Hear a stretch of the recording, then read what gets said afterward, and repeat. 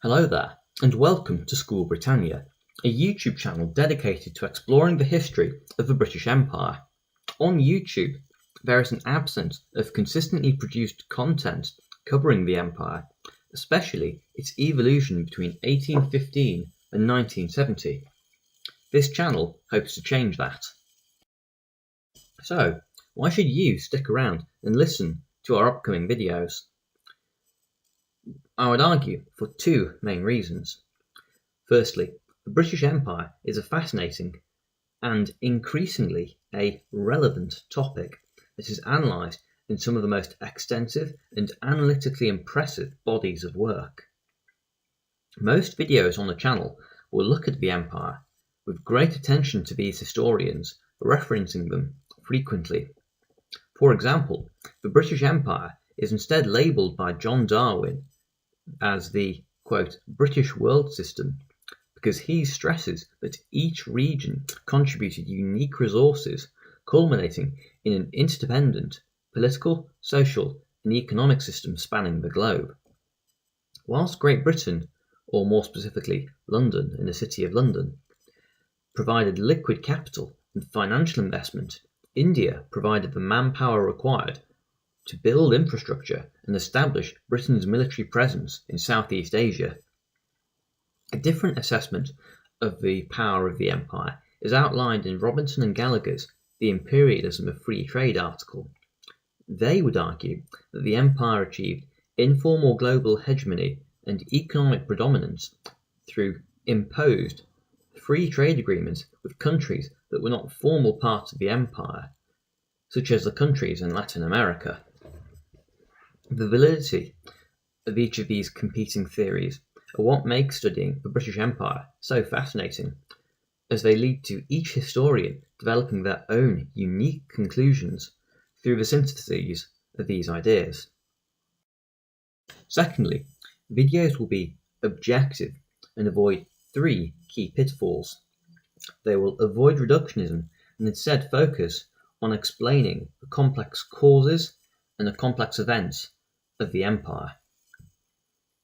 For example, empire and expansion was driven by anything but the, quote, men in grey suits or officials in Whitehall, and far more commonly by a combination of local actors, so-called men on the spot, such as Cecil Rhodes, and global geopolitics, as Britain responded to European political crises and geopolitical situations, such as in South Africa. Secondly, they will also avoid generalizations, analysing on a colony-by-colony basis. Differing actors and interest groups on the ground and in London benefited and suffered from being constituents of the world system. Finally, and most importantly, content will avoid moralising, as it leads to less objective pieces of content. For example, one could feel that London desperately clung to centralisation and avoided devolving powers wherever possible. But in reality, the relations between a metropole and the periphery, i.e. the capital of the empire and the colony in question, say for example in this case London and Canada, are far more complex.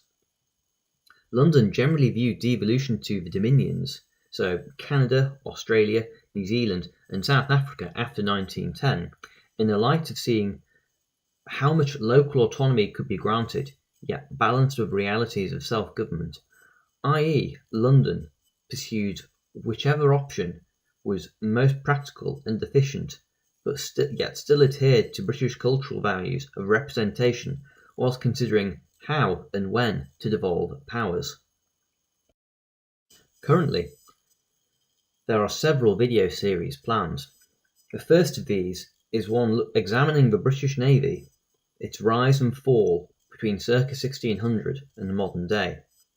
This will be roughly 12 videos in length, though please take that with a grain of salt, as I have not yet finalised the series structure yet. The basis of these videos will be Paul Kennedy's The Rise and Fall of British Naval Mastery. Secondly, a new imperialism series examining the heydays and the dog days of the British Empire between 1830 and 1960 is also planned. Whilst the term New Imperialism is used to describe the period specifically between 1870 and 1914. I'll be examining the run-up and the aftermath of this expansionary period.